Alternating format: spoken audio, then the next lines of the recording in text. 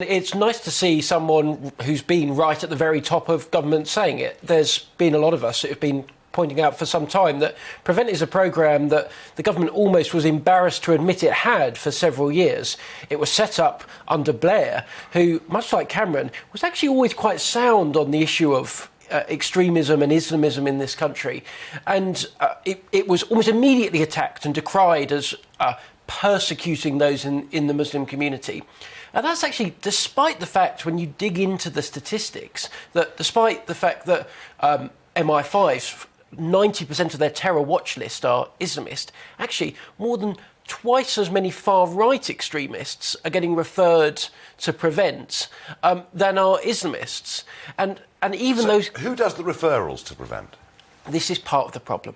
It's done by teachers, hospital workers, right, community leaders, often people in the public sector, some of whom have that famous left-wing bias that we know of. And I know of cases in which people who have shared or liked your videos of you talking around immigration in and around a school who have been referred to Prevent.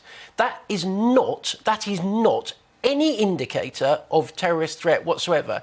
Yet I'm afraid actually the programme has been captured and turned into a system in which really the people who are the threat are slipping through the cracks. So there's no question, there's absolutely no scintilla of idea that Prevent is disproportionately looking at cases of Islamic extremism. That's out of the window, and I get that.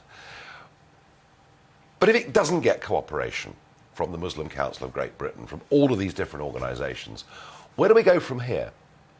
Well, I think you're right to identify the fact that it has a problem reaching those that need it most. What I would say is David Cameron is absolutely right. If the community is not prepared to engage, and all too much of it, I'm afraid, isn't, then the state has to get tougher. It has to go in there and say, no, young man, some of the stuff you're going around saying and doing is unacceptable. If you continue down this line, we're going to look at mandatory coercive action, including prosecuting you for some of the lower level terrorist offences, or you can engage in this programme.